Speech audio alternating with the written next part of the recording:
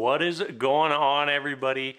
In case you aren't aware, season 2 of Love is Blind finally came out today on Netflix, and I'm definitely just gonna binge as much as I think there's only 5 episodes on there today. I'm binging them all tonight because I love this show. I don't know, what has it been? Feels like 3 years. So I don't even know if I lived in the place I live the last time we had a season of this show, and it feels like I've lived here forever. I loved season 1. Lauren and Cameron they're probably my favorite reality TV show couple out of any reality TV show I watched. I loved watching their journey. One thing that's so different in Love is Blind compared to other reality shows is they get people who want to be married. They get people who want to fall in love. They aren't just getting people who are looking for marriage, getting people who are ready for marriage, and wow, does it ever make a difference in how immediately invested I get in the show. We're 1 episode into this new season, and I'm already invested in the first couple of the season. And it's just 1 episode. We only have one couple. Absolutely love it and can't wait. So let's jump into, really, I kind of felt like we had two sort of storylines today. On our first episode, we had the Nick storyline and the Shane storyline. We followed kind of those two guys primarily and their relationships with the women. Nick, briefly, he was kind of with Trisha and Danielle. Did not like Trisha. Not a Trisha fan. I don't know how anybody else is feeling. She was not doing it for me. Came across a little shallow, a little conceited, a little superficial.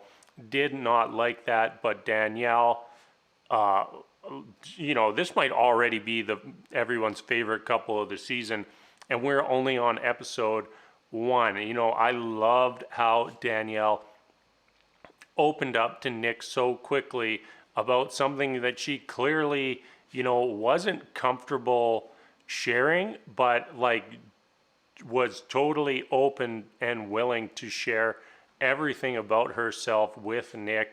1 episode, and I felt like I was falling in love with them as we watched this, and I just don't think that you get that sort of experience on any other reality TV show. These two, very quickly it became apparent that they were going to be the first engagement of the season. I just loved watching just how quickly they fell into step with each other. It wasn't even just like, oh, hey, we have the same interests, let's get married. It felt like they had they were talking about empathy and being empathetic people, and how it's hard to find somebody else who understands what it's like to be that unless they are also an empathetic person. And that was one thing that helped bond them and led them to being our first engagement of the season.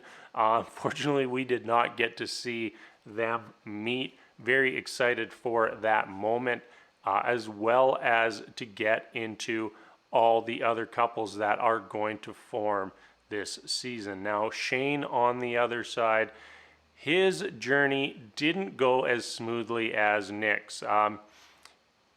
One thing Shane was very quick to say about himself was that his mouth often gets him into trouble. And we saw evidence of that just after one episode.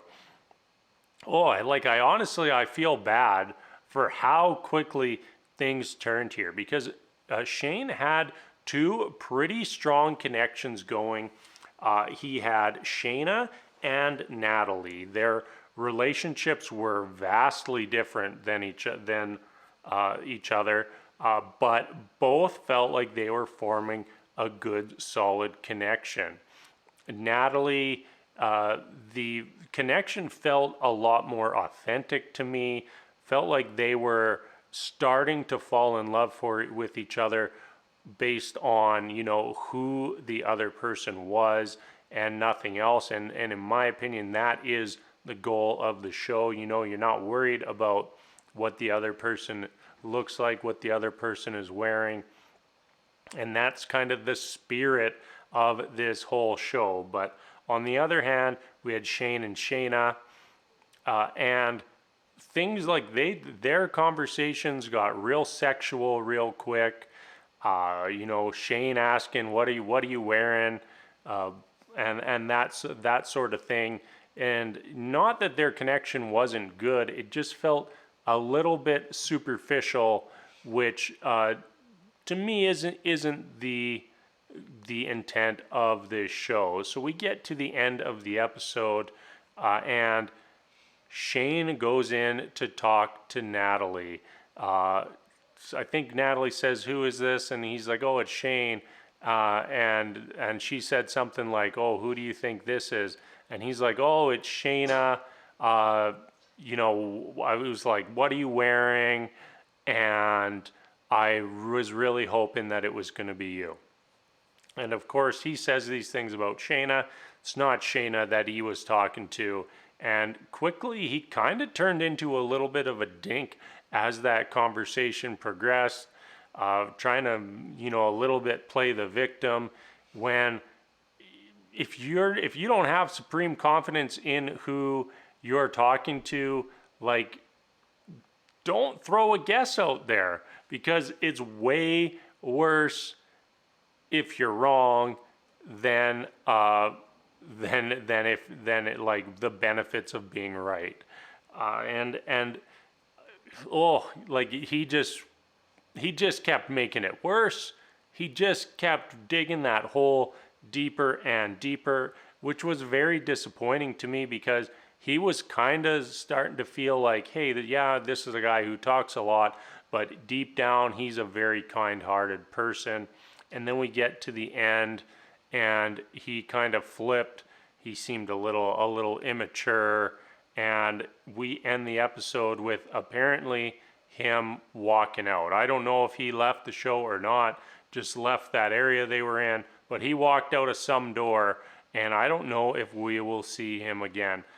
Very unfortunate turn, because he did have two connections, and really we didn't see Natalie connecting with anyone else. Shayna did connect with Kyle a little bit, so she still has prospects if Shane doesn't come back. But we'll just have to see what happens moving forward. A couple other notes. Shake, we're going to have to talk to him about him. He seemed like a little bit of a pig, which is fitting since he's a vet. DJ on the side, which, he just seemed like he doesn't get it. He doesn't get what the show is, asking like questions like, "Oh, do you think I'll be able to lift you up? What do you look like?" Just totally defeating the purpose of the entire show. He did have a good conversation going with Deepti, but he sure managed to ruin that. I think that she was the one who he made the comment like, "Oh, do you think I'd be able to carry you?" Which just came off as just gross. We won't jump in on anybody else, because I think we're gonna get better or more into the stories of Ayana, Jarrett, Mallory, all them, because we did see a lot of people who seemed interesting on episode 1, and that most likely means that they will be featured in future episodes. So I'm going to jump off, go watch episode 2, 3, 4, and 5. Absolutely binge this show tonight. Can't wait. Not all the episodes are out today. We'll get 4 again next Friday, and the final episode a week after that. So we have basically a 2-week journey here for Love is Blind. Can't wait to get into it even deeper and get to know these people even more. So as always, thank you so much for watching, and until next time, we will see you later.